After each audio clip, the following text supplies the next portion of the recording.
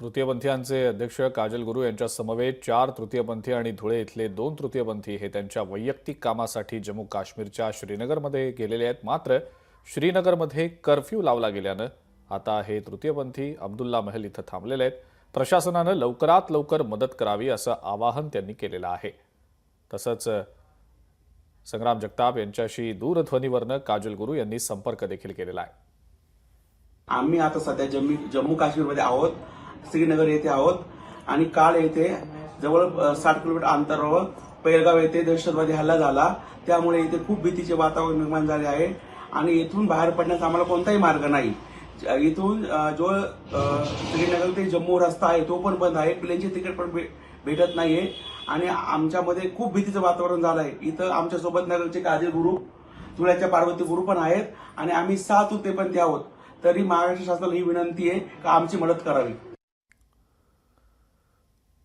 Doctor Salma Khan आहेत आपल्या सोबत सध्या, त्यांच्याकडनं या संदर्भातली आपण प्रतिक्रिया जाणून घेणार आहोत। डॉक्टर, काय परिस्थिती आहे सध्या तिकडची आणि काय नेमकं घडतंय तिकडे, काय सांगू शकाल तुम्ही त्याबद्दल? हो, नमस्कार सर। नमस्कार। सर्वात प्रथम तर मी लोकशाही चॅनलचे आभार करते का त्यांनी हा मुद्दा उचलला म्हणून।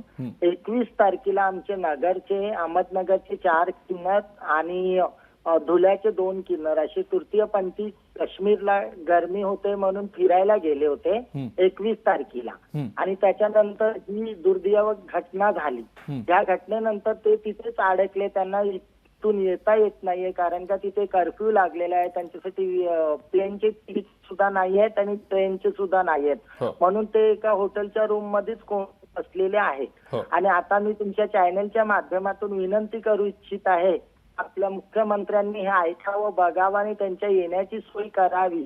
आणि मी लोकशाहीलाही खूप खूप विनंती करते का त्यांना लवकरात लवकर त्यांच्या घरी पाठवून द्यावं, यावं, त्यांच्या येण्याची सोय करून द्यावी।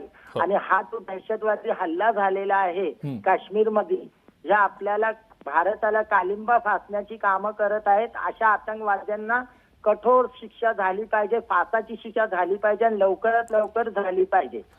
नक्कीच डॉक्टर, खूप खूप धन्यवाद। आपण लोकशाही मराठीशी बोललात आणि काय नेमकं घडलेलं आहे किंवा आपबीती नेमकी काय ती आपण सांगितली त्याबद्दल। आणि आपण लोकशाही मराठीच्या माध्यमातून आश्वस्त करूया की जी काही मदत लागेल, महाराष्ट्रातले जे काही पर्यटक जम्मू काश्मीरमधल्या ज्या कुठल्या भागात अडकून पडलेले असतील त्या सर्वांचा संपर्क प्रशासनाशी किंवा राज्य सरकारसोबत करण्याच्या अनुषंगानं जे काही करता येऊ शकेल ते सगळं लोकशाही मराठी निश्चितपणे करेल। लोकशाही मराठीचा एक हेल्पलाईन नंबर सुद्धा आहे, हा स्क्रीनवर आम्ही हेल्पलाईन नंबर दाखवत आहोत।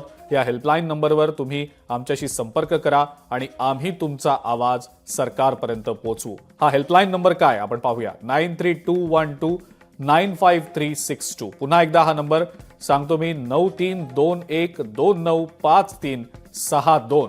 हा हेल्पलाईन नंबर आहे लोकशाही मराठीचा। तुम्ही या हेल्पलाईन नंबरवर संपर्क साधा आणि तुमचा आवाज आम्ही सरकारपर्यंत निश्चित पोहोचवू। लोकशाही मराठी, ऐका, पहा, जागरूक रहा।